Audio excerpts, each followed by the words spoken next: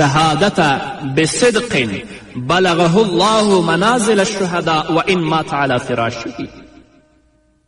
رسول الله صلی الله علیه وسلم فرمایي څوک چې په اخلاص د شهادت غوښتنه وکړي الله پاک به هغه د شهیدانو ځای ته ورسوي ولو که په خپل بستر کې پروت وي. زه یوه پوښتنه کوم که په ریښتینې توګه او په پوره اخلاص سره د شهادت غوښتنه وکړو او موږ ټول شهیدان شو نو څه شی به مو کم شي؟ له شک پرته چې زموږ او تاسو هیڅ شی نه کمیږي. ښه نو اوس درته څرګنده شوه چې اخلاص په جنت کې زموږ ځای څنګه ټاکي. ان تر ښځو پورې هم دغه کار شونی دی، یعنې ښځې هم کولی شي چې په پوره اخلاص د شهادت غوښتنه وکړي او الله رب العزت به ورته په بستره کې که په بستره کې هم وي د شهیدانو مقام ورکړي. دا زموږ او ستاسو په وس کې نه، خو که په دې کې هم نیت وکړو الله رب العزت به د هغو مرتبه موږ او تاسو ته راکوي.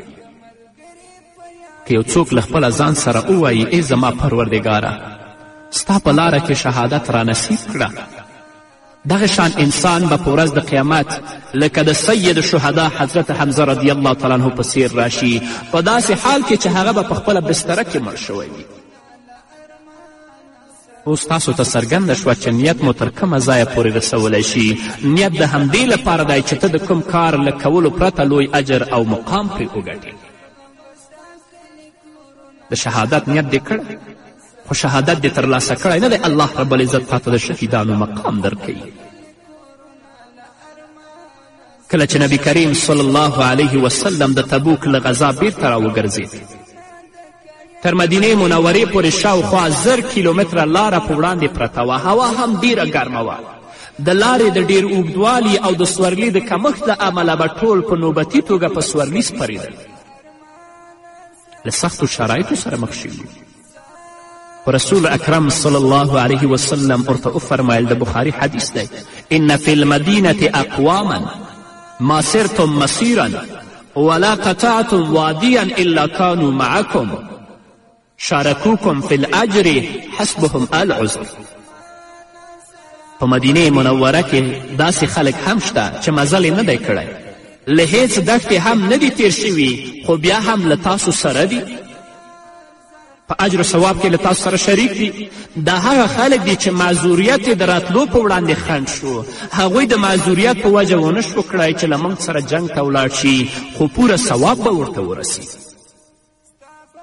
دا هغه کار و چې معذورو انسانانو یې د ترسره کولو توان نه درلود، خو د ناتوانۍ تر څنګ بیا هم په اخلاص نیت کړی و.